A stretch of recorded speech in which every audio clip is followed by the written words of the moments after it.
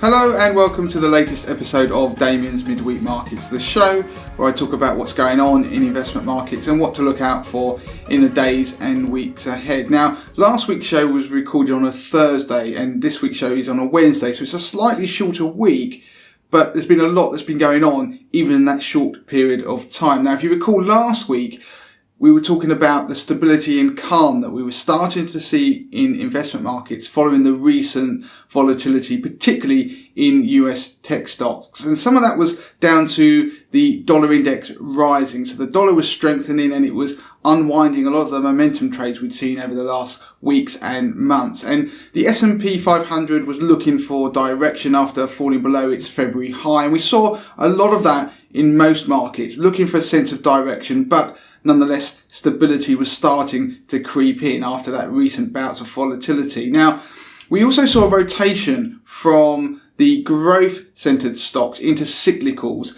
and smaller company stocks as well. So that was a rotation we'd seen before this year. We'd seen it in June and the market started to unwind. We had money moving out of tech stocks, moving into things like financials.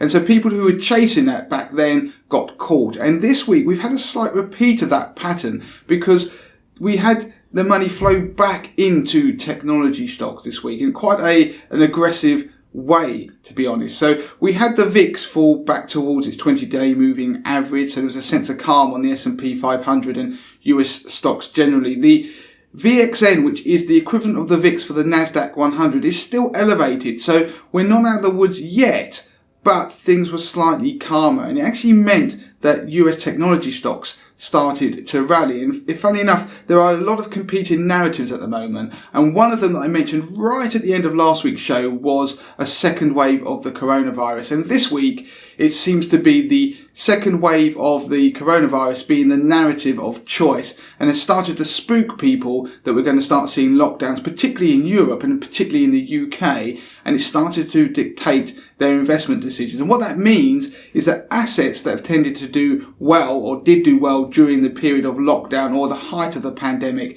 back in March. So that was particularly defensive stocks. That was things like UK gilts, government bonds around the world, developed government bonds, that is, particularly US treasuries, started to see inflows of money. And we started to see outflows from some of those cyclical stocks. So it meant that technology stocks had a rally, and that quite a strong rally at that. So we saw the Nasdaq rally strongly at the beginning of this week. We saw the share price of Tesla, for example, rally more than 5% in a particular day. We saw Apple rebound, we saw Microsoft rebound, we saw the Nasdaq 100 rally, and it actually started to push back towards that 50-day moving average.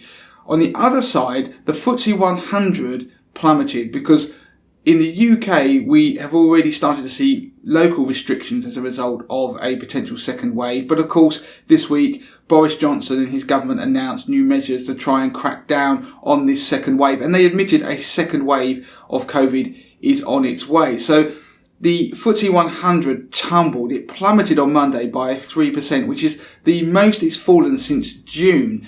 And as a result, the outperformance we've seen of UK equities over US equities, in particular US tech stocks, completely reversed. In fact, we saw the Nasdaq 100 up 2.75% since the last time I made this show. We've seen the S&P 500 up 0.5%.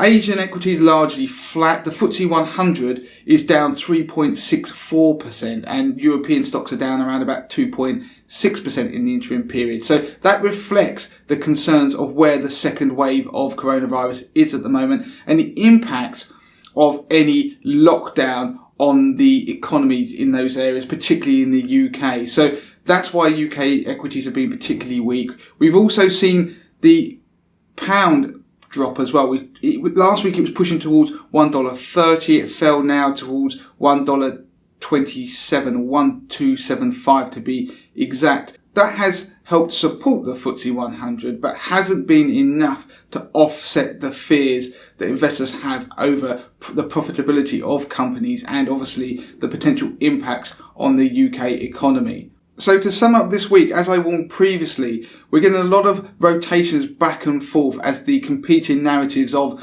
the coronavirus, the US presidential election, fiscal stimulus potentially in the UK, the Fed and the US Federal Reserve, what they're doing, what the Bank of England is potentially going to do, monetary policy, all these things are competing. And as one comes to the fore, it starts to cause the market to react. So those who are chasing these trends that are happening almost on a daily basis are in danger of getting burned. So we've got to see what happens on each of those narratives and which comes out as the most important in the weeks and days ahead. But in particular, we need to keep an eye on what's happening with the coronavirus second wave. And for 80/20 investor members, this week I'm doing a research piece looking at the assets that could potentially benefit from a second wave of the coronavirus and those assets that could potentially have trouble ahead. So that is it for this week on Damien's Midweek Markets. As ever, you can contact me. Damien@moneytothemasses.com is the email address.